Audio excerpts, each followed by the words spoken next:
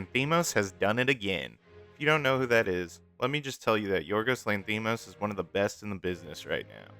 In fact, he's probably my favorite filmmaker working today, aside from this guy. His filmography primarily consists of poignant dark comedies commenting on such fun topics as loneliness, guilt, sexual manipulation, and loss of innocence. What makes his work so strong is that he approaches difficult subject matter with characters that are fully realized, populating his dreamlike, or perhaps more accurately, nightmare like, worlds with human beings we can relate to. Such is the case with his latest cinematic effort, Bugonia. Bugonia is a remake of 10 Cloverfield Lane. Wait, hold on. That's not right. Bugonia is a remake of the 2003 Korean film Save the Green Planet. It's the story of a deeply disturbed and distressed man, Teddy. Teddy has been doing his research, and with the unlimited resources the internet has to offer, he's come to the conclusion that Michelle Fuller, the CEO of a pharmaceutical company, is secretly a member of the Andromedan race, and now it's up to him and his mentally disabled cousin Don to kidnap and torture her until she agrees to take them to her leader. The movie wastes no time at all, quickly setting up and executing the kidnapping to get us to the real meat of the story, the back and forth between Jesse Plemons' Teddy and Emma Stone's Michelle.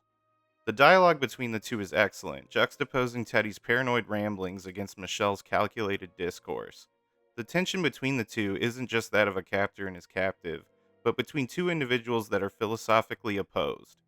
Emma Stone creates yet another powerful character in her fourth collaboration with Lanthimos, this time around a type A businesswoman who is both career and self obsessed.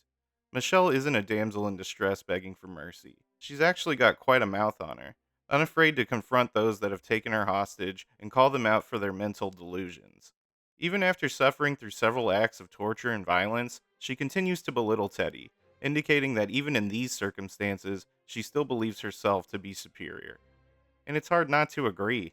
Clement's character is a completely unhinged psycho that has let an outlandish conspiracy fester in his head for so long, it's become an easy scapegoat for all of his life's problems.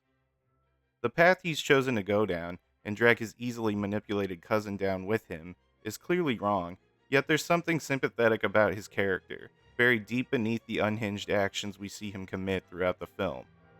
He was clearly broken as a young man, having dealt with his mother's severe health problems, as well as being the victim of sexual abuse. These things resulted in the fracturing of his family, leaving him alone in the world save for his cousin, and looking for something or someone to blame. In a movie that features fantastic performances across the board, he stands out among them for the way he simultaneously depicts deep emotional pain and his warped desire for righteous justice. Rounding out our trio of main characters is Aidan Delby's Don, giving yet another strong performance as the true heart of the film. His character is sweet and simple-minded, and you can't help but feel for him as he's caught in the crossfire of Plemons and Stone's conflict. There's an extremely dark humor present in scenes between him and his cousin, as Teddy's warped sense of protection and enlightenment permeates through their every interaction. Oftentimes, Teddy speaks and thinks for him, as if they are a cult with only two members, one leader and one follower. And it's truly tragic that Don takes Teddy's word as gospel.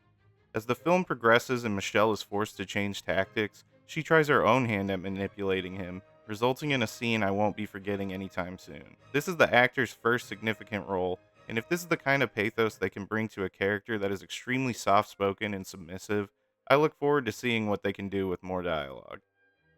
Let's talk for a second about the look of this film. Lanthimos has teamed up yet again with a frequent collaborator of his, cinematographer Robbie Ryan, to photograph this bad boy. These two have collaborated on 4 films now, and it's clear they have an excellent shorthand, as the look of these pictures has historically been one of their strongest elements, and this one is no exception. I would describe the cinematography of this film in a word: precise. Every shot features camera placement that feels deliberate, capturing only what the filmmakers want you to see, enhancing both the individual character building and the tension present throughout. For example, the use of dolly shots to track Michelle as she walks through a scene adds to the meticulous yet fast-paced lifestyle she lives. Other times we'll get a character like Teddy framed against a bunch of negative space to depict how small they are in this world, or center frame as he huffs and puffs on his bicycle, deliberately drawing our eyes to his as he becomes more desperate and deranged. The more of this director's work I watch, the more I would compare his visual style to that of Stanley Kubrick's. And that's far from a bad thing. The use of symmetrical shots in particular seems almost like an homage to one of the greats, and there are multiple times in this movie where I found myself smiling simply because I was enjoying the camera work. Oh, and let's not forget about the score. This one was composed by Yerskin Fendrix and does exactly what a great score should do, complementing the tone of any given scene, instilling emotion in the viewer through their ears, not just their eyes. It's both bombastic and melancholy, driving a feeling of constant anxiety through every sequence. The best scores tell the story of the film through the music, and that is without a doubt the case here. This is even more impressive given that Fendrix wasn't even provided a script when he began work on the project, instead only given 3 words for inspiration: bees, basement, and spaceship. Just hearing these tracks conjures up images of a tired and abused woman who may or may not be of this world, trapped in the dingy underground dungeon of a Redditor gone mad. All of these elements taken together make for a film that is incredibly engaging from start to finish. It takes place primarily in one location with minimal actors, yet I was glued to the screen, questioning multiple times if Michelle is in fact who she claims to be. That's what's so great about this movie. At first, you'll be completely confident that Teddy and his cousin are ill informed villains, but as it goes on, you might not be so sure. And then you're questioning yourself for even allowing yourself to consider the existence of an Andromedon race in the first place, as if the viewer is in a tug of war with being indoctrinated, just like Dawn. Eventually, the hostage situation boils into an explosive climax, which will without a doubt be the most controversial aspect of the film. I'm going to attempt to be extra careful with my words here, as if you can't tell already, I really like this movie and would encourage everyone to watch it, preferably knowing as little as possible. But I'll just say that the third act provides existential and philosophical commentary that I wasn't expecting, and its final moments left me reflecting on the human race as a whole. Your mileage may vary on the ending, but I believe it strongly improves what was already a great film, demanding a rewatch as soon as the credits finish rolling. This movie, like so many of Lanthimos' others, captures a lot of the things that I love about filmmaking. It features well written characters paired with terrific performances, it's a visual and audible feast, and it has lingered in my mind long after the final frame.